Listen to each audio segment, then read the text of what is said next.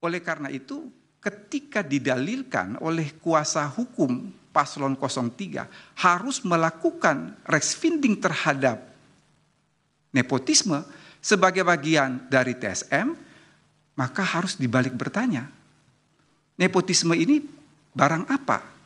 Apakah dia sebagai onreh mati khedat, perbuatan melawan hukum dalam konteks hukum perdata?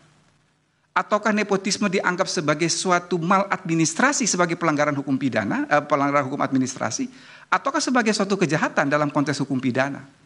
Tapi kalau kita perhatikan dalil dari kuasa hukum paslon 03, ini mengatakan nepotisme ini adalah kejahatan sebagai bagian dari TSM. Kalau kejahatan kita tidak berbicara soal hukum pidana, lalu hukum apa?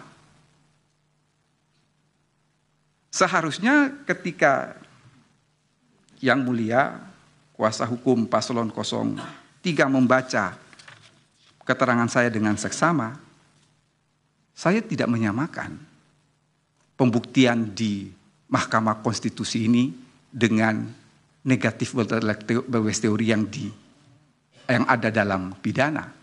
Saya juga tidak menyamakan pembuktian di dalam Mahkamah Konstitusi ini sama dengan positif betelek di dalam kasus perdata. Tetapi kalau diperhatikan di halaman 2, di situ saya mengatakan bahwa terkait pembuktian yang ada di Mahkamah Konstitusi ini adalah mencari kebenaran material dalam bingkai kebenaran formil. Mengapa dalam bingkai kebenaran formil? Coba kita perhatikan dalam konteks pasal 36 Undang-Undang MK. Alat bukti yang utama itu adalah surat. Kemudian baru ada keterangan saksi, keterangan ahli, dan lain sebagainya. Meskipun di dalam situ dimasukkan petunjuk. Kita melihat urutan alat bukti seperti ini, berarti seolah-olah pembuktian di Mahkamah Konstitusi ini mengenal hierarki alat bukti.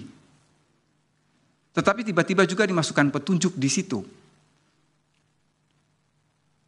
Memang ketika petunjuk masuk dalam KUHP itu menjadi suatu perdebatan.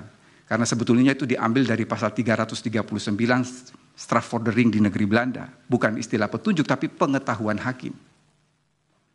Sehingga saya memandang bahwa pembuktian yang dilakukan di Mahkamah Konstitusi ini tidak ansih pidana, tidak ansih perdata. Bolehlah dikatakan dia suatu kuasi perdata atau kuasi pidana.